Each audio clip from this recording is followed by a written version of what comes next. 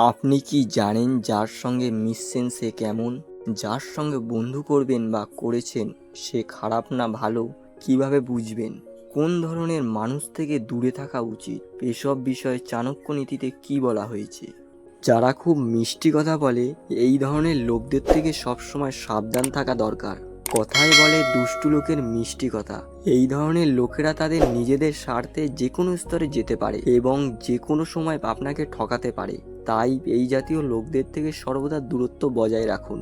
যারা নিজেদের কথার দাম রাখে না, যারা সব সময় আপনার হ্যাঁতে হ্যাঁ বলে বা যে কোনো কিছুর জন্য আপনাকে বড় প্রতিশ্রুতি দেয়, আপনারও উচিত এই ধরনের লোকদের থেকে যথাযথ দূরত্ব বজায় রাখা। কারণ এই ধরনের লোকেরা সময় হলে আপনার কাজে আসে না এবং তারা প্রয়োজনের সময় তাদের প্রতিশ্রুতি থেকে ফিরে যায়।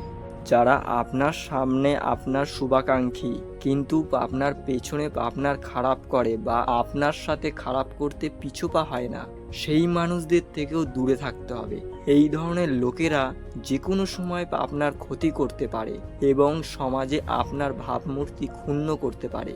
যারা অত্যাধিক প্রশংসা করে তারা প্রায়শই তাদের সুবিধার জন্য মিথ্যা প্রশংসা করে তাদের কাজ করিয়ে নেয়। এই ধরনের লোকেরা আপনার গুণাবলীর সাথে নয়, আপনার অবস্থান এবং প্রতিপত্তির সাথে জড়িত।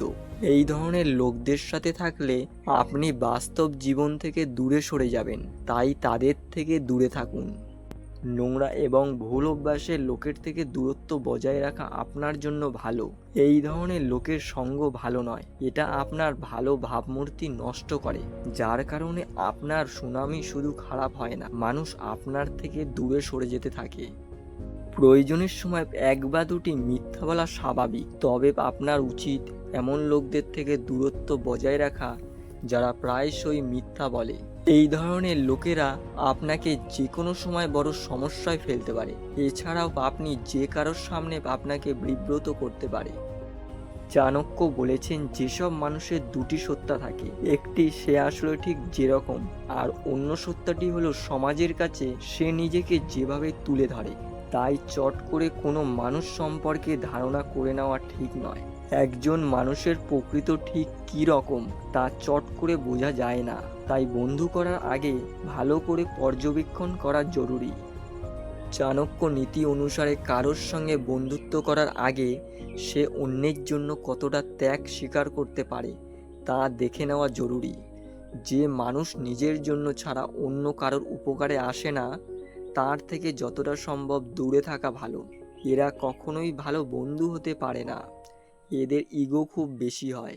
চাণক্য আরও বলেছেন যে বন্ধু বাছার আগে দেখে নেওয়া দরকার যে ভালো আর খারাপের মধ্যে সে ব্যক্তি পার্থক্য করতে পারছে কিনা। যে খারাপ ভালোর তফাৎ করতে পারে না তার সঙ্গে ঘনিষ্ঠভাবে মেলামেশা ক্ষতিকর। এর পরের ধাপ হলো সেই ব্যক্তির সম্পর্কে তার আশেপাশের মানুষরা কেমন ধারণা পোষণ করেন তা দেখা। তার অন্য ঘনিষ্ঠ লোকজন যদি তার আড়ালেও তার সম্পর্কে ভালো কথা বলে, তাহলে বুঝতে হবে সেই মানুষটি সত্যিই ভালো।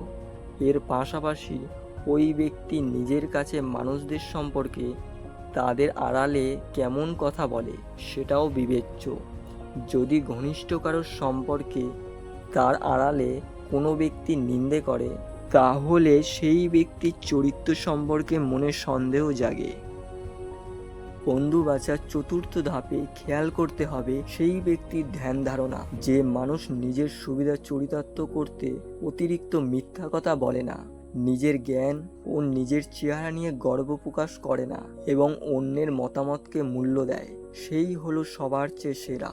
যে কোনো কারোর সঙ্গে বন্ধুত্ব না করে সব দিক বিচার করতে উপদেশ দিয়েছেন চাণক্য।